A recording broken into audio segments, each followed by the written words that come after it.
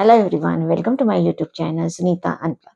So आज Bigg Boss मराठीमध्ये काय चालू होतं नक्की काही कळलं नाही.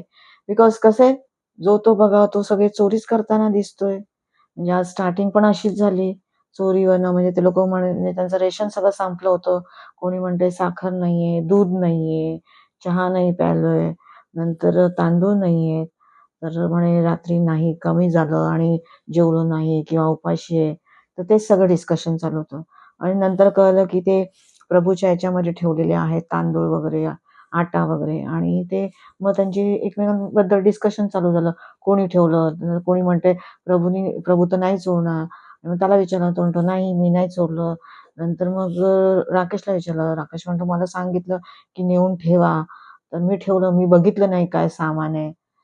तर जेव्हा आपण एखादं सामान आपल्या हातात देतो आणि ते ठेवायला सांगतोय, तर तुम्ही काय डोळे बंद करून ठेवता? नाही. हे जरा चुकीचंच वाटलं. नंतर मग तन्वीला विचारलं. तन्वी म्हणते, "नाही, मी तो जो पूर्ण कॅरेट आहे तो त्याला दिलेला ठेवायला, तर तो फक्त आटा होता आणि तिथे उंदीर खातील वगैरे म्हणून आम्ही तिथे प्रभूच्या बेडमध्ये ठेवलं. कारण आणि दुसऱ्यांच्या ह्याच्यामध्ये जागा नव्हती म्हणून आम्ही तिथे ठेवलं." तर म्हणजे असं वाटत होतं, की सगळेजण एकमेकांवर ढकलतायत आणि बोलतायत. आणि नंतर जेव्हा ती असं कळलं तिला, की सगळेजण बाहेर तन्वीचं नाव घ्यायला गेले, की तन्वीने ठेवलं, तन्वीने ठेवलं. तर ऑफकोर्स मग तिला भरपूर राग आला. तिचे सगळे रिएक्शन चालू झाले, जोरजोरात ओरडायला लागली, रडायला लागली, की मी चोर नाहीये वगैरे. आणि मग मला आता शो मधनं बाहेर जायचंय, मला नाही इथे राहायचंय, कारण मी चोरी केलेली नाही. आता एका बाजूने असंही वाटतंय, की ही एवढ्या जोराने बोलते, रडते, तर चोरी केलीये की नाही केलीये?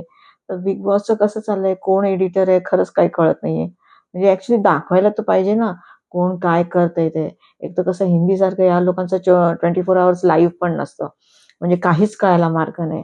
तर नक्की चोरी झालीये तर कोणी केलीये? का या टोळीमधल्या लोकांनी कोणी ठेवलेलं आहे? तर ते काहीच कळलं नाही. आणि मग तिची रडारड चालू झाली. नंतर विशाल म्हणाला, "उगीचच करते, नाटकं करते, नंतर सिम्पथी गेन करते." म्हणजे असंच एकमेकांबद्दल सगळ्यांचा ब्लेमिंग गेम चालू होता. नंतर ती म्हणते, "मला चोरी करायला नाही आवडत.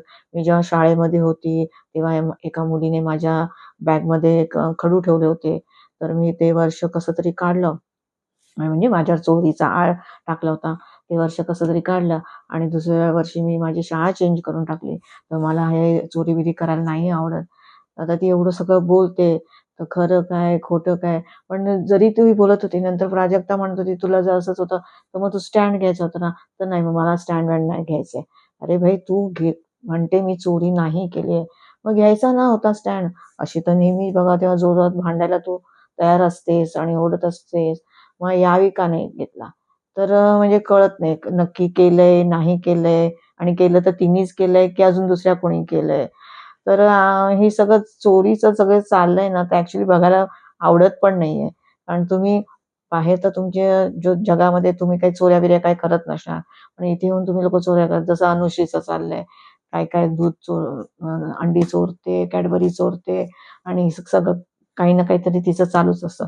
आता गेमसाठी करते, हे सगळ्यांना दिसतंच आहे. पण तरी पण. आणि मग तन्वीचं ती ऐकायलाच तयार नव्हती. आणि नंतर करण प्राजक्ता ॲज युजुअल त्यांच्या गप्पा, डिस्कशन, टाईमपास चालूच होता. तर नक्की त्या लोकांना वाटतं, की ते लोकं गेम खेळतायत. पण काय गेम खेळतायत आम्हा प्रेक्षकांना तर दिसतच नाहीये. तर करणकडनं तर एवढ्या एक्स्पेक्टेशन्स होत्या, पण त्याचं 0 कॉन्ट्रिब्युशन आहे गेमसाठी.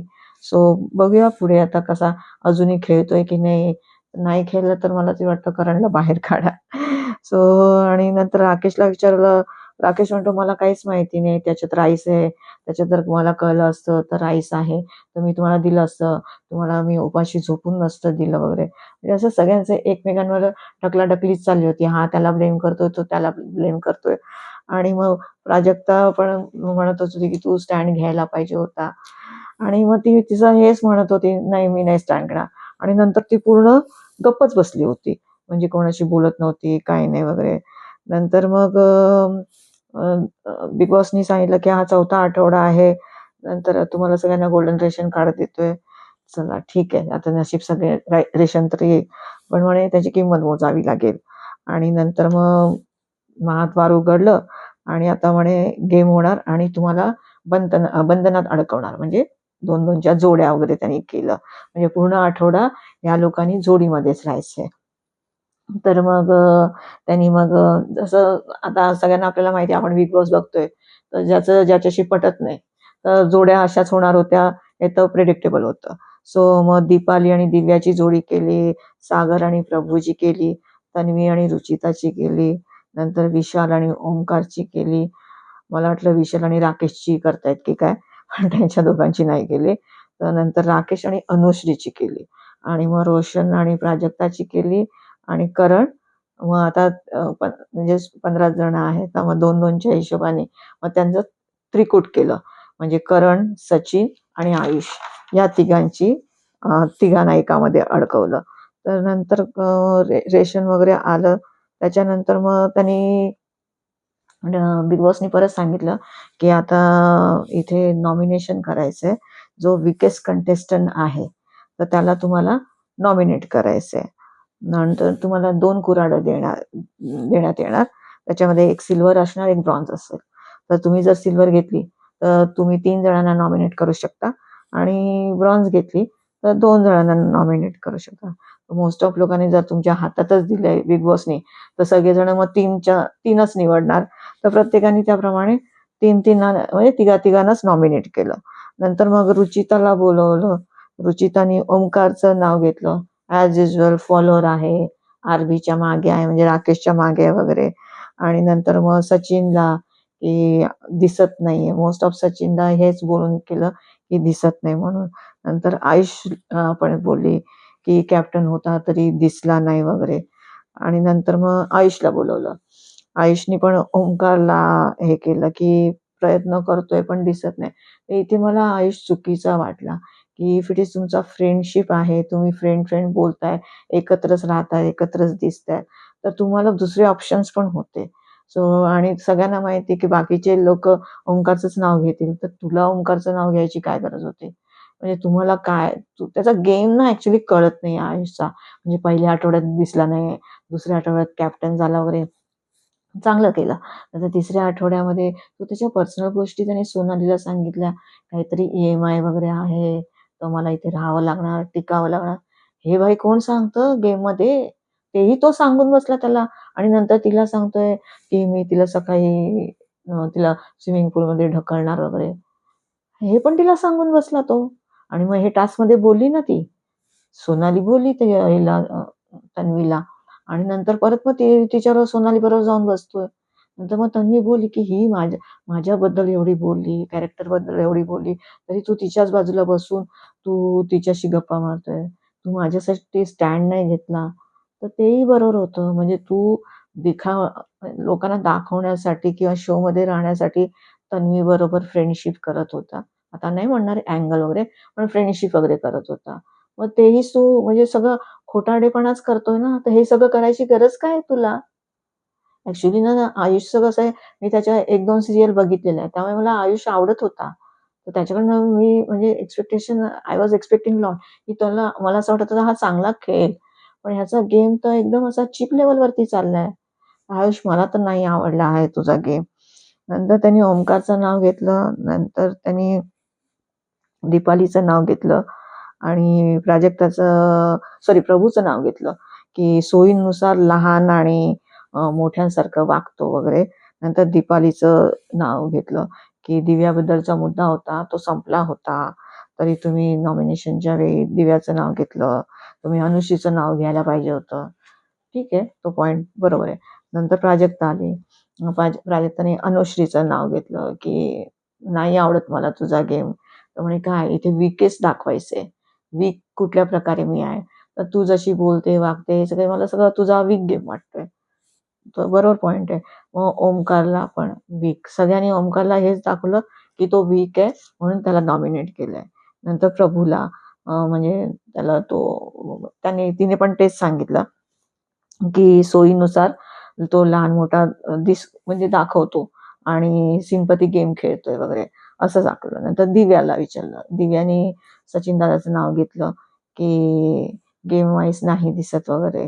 तर मग सचिन दादा आणि प्रभूचं एक चांगलं होतं, जेव्हा जेव्हा ज्या लोकांनी त्याची नावं घेतली आहे, तर प्रभू त्यांना विचारत होता, क्वेश्चन आन्सर करत होता. म्हणजे तो स्टँड घेण्याचा प्रयत्न करता. सचिन दादाचं पण वगैरे तेच म्हणा, तर म्हणे नाही गेम वाईज दिसत नाही. तर म्हणे सगळीकडे तर दिसतो, मी सगळ्यांशीच बोलतो. पण म्हणे आम्ही जिथून आलोय, गावाकडची लोकं आहेत, तर आम्ही जिथून आवडतोय, तर आम्हाला ही भांडणं-बिंडणं सगळी नाही आवडत. पण जिथे बोलायचंय तिथे मी बोलतोय. आजचा पण जो मुद्दा झाला, की रेशन नव्हतं, कोणी चोरलं गेलंय, तर स्टार्टिंगला मीच बोललो होतो. तर मग ती म्हणते, "हां, तुम्ही बोललात, पण नंतर तुम्ही तुमच्या मतांवर ठाम नाही राहिला." आणि मग तिने त्याला नॉमिनेट केलं. नंतर प्रभूला केलं, की गेम कळलेलाच नाहीये आणि तो त्याचा चेंज गेम होत असतो. तर तो म्हणाला, "काय मला काय गेम नाही केलाय?" तर तू ते ते त्याचं तेच सगळं सोयीनुसार तो चेंज होत असतो. कधी इथे काहीतरी बोलतो, मागे जाऊन काहीतरी वेगळंच बोलतो, अशा प्रकारे. आणि नंतर रोशनचं नाव घेतलं, की गेम नाहीये. तर रोशनचं आणि रोशन पण बोलत होता. तो पण स्टँड घेत होता. तर म्हणे, "हां, तू तर काय नुसती इंग्लिशमध्येच बोलत असते. तुझं काय गेम वगैरे आहे." प्रभूसुद्धा तिला बोलला, "तू तर काय भाषण करत असते" आणि ऑल. तर ती रोशनला म्हणाली, की "ठीक आहे, तुम्हाला वाटत असेल, हा मुद्दा तुम्ही जेव्हा मला नॉमिनेट कराल, तेव्हा तुम्ही बोला. बघूया आता." सो विशाल आला. नंतर विशालने पण प्रभूचं नाव घेतलं. आणि म्हणे समोरून प्रेम दाखवतो आणि मागून वेगळाच बोलतो वगैरे. नंतर सचिनला माणूस चांगला आहे, पण प्लेयर चांगला नाहीये. तर हे सेंटेन्स मला आवडलं. माणूस चांगला आहे, पण प्लेयर चांगला नाहीये. या बाबतीत ना राकेश फार छान बोलला, की हे त्यांनी जेव्हा नॉमिनेट केलं, मी पुढे सांगेनच. त्यांनी जेव्हा नॉमिनेट करताना त्यांनी लिहिलं, की तुम्ही बिग बॉससाठी बनलेच नाहीये. हे काय तो एकदम सिंपल माणूस आहे आणि एकदम सॉफ्टली बोलतोय सगळ्यांशी. तर बरोबर आहे. बिग बॉससाठी नाहीये ते बनलेले. नंतर ओमकारचं तेच गेम कळत नाहीये, शॅडोमध्ये राहतो वगैरे. नंतर सागरला बोलावलं. सागरने पण सचिनचंच नाव घेतलं. आता सचिन आणि सागर तर बसलेलेच असतात बाजूला. फ्रेंडशिप आहे वगैरे आणि एवढे ते लोकं एकत्र असतात. स्टिल ही हॅज टेकन म्हणजे सचिनचं नाव घेतलं आणि म्हणे बॅकफूटवर आहे, तर पुढे यायला पाहिजे वगैरे. नंतर ओमकारबद्दल बोलताना अडकतोय, मुद्दे शोधत असतो. तर स्वतःला तुम्ही थांबवू नका, बोला वगैरे. ठीक आहे, ते पण बरोबर आहे. नंतर मग अनुश्री आली. अनुश्रीने मग तिने पण ओमकारचं नाव घेतलं आणि तेच सगळे खायला भार आणि काय खायला धार आणि भुईवर भार समथिंग काहीतरी बोलली. सो आणि नंतर मग सचिनचं नाव घेतलं. सचिनचं पण म्हणे पिकनिकसाठी आलेत. तर इकडे-तिकडे फिरत असतात आणि तोंडावर बोलायची हिंमत नाही वगैरे. तर सचिन मग बोलले, "तू तर तिथे एका कोपऱ्यात बसलेली असते ट्रोलीमध्ये. तुला काय माहिती? मी तर सगळीकडे जात असतो, सगळीकडे फिरत असतो, सगळ्यांशी बोलत असतो." नंतर ती म्हणते, "तुम्हाला तोंडावर बोलायची हिंमत नाहीये." ठीक आहे. नंतर मग तिने आयुषचं पण नाव घेतलं. म्हणे पॉवर नाही दाखवली. म्हणजे कॅप्टनशिपमध्ये होता, पण त्याची पॉवर नाही दिसली. त्याप्रमाणे नंतर म्हणजे ॲक्चुअली तो नॉमिनेशनचा टास्कच एवढा मोठा चाललेला ना, प्रत्येकजण म्हणजे 3-3 नावं घेत होते. नंतर त्यांची मतं म्हणजे सांगत होते आणि नंतर मग ते समोरचे ज्यांचे नावं घेतली ते लोकं रिप्लाय करत होते. तर टास्कच एवढा मोठा चालला एंडपर्यंत आणि तिथेच एंड झाला. नंतर दीपालीने मग आयुष, करण आणि सचिनचं नाव घेतलं. नंतर रोशननी तन्वी, राकेश आणि ह्याचं नाव घेतलं, दिव्याचं नाव घेतलं. तर तन्वीचं पण म्हणे हिने आज चोरी केली, लपवलं आणि नंतर मग ॲक्सेप्ट पण नाही करत आहे वगैरे असं तसं. तर त्याच्या मनात कसं रोशनच्या भरवलेलं आहे. त्याला पण ॲक्चुअली खरं म्हणायला गेलं तर गेम कळत नाहीये. आणि नंतर तो तो पण सिम्पथी करायला लागला, की रेशमचं आम्हाला किती त्याचं महत्त्व आहे. मी जिथून आलोय, तिथून केवढा स्ट्रगल करून आलोय, तर आम्हाला एकदम गरिबीतनं वर आलोय. मग सगळेजण हे बोलले, की आम्ही पण स्ट्रगल केलंय, आम्ही पण सगळे गरिबीतनंच वरती आलेलो आहे. तर मग तिथे थोडा तो शांत झाला.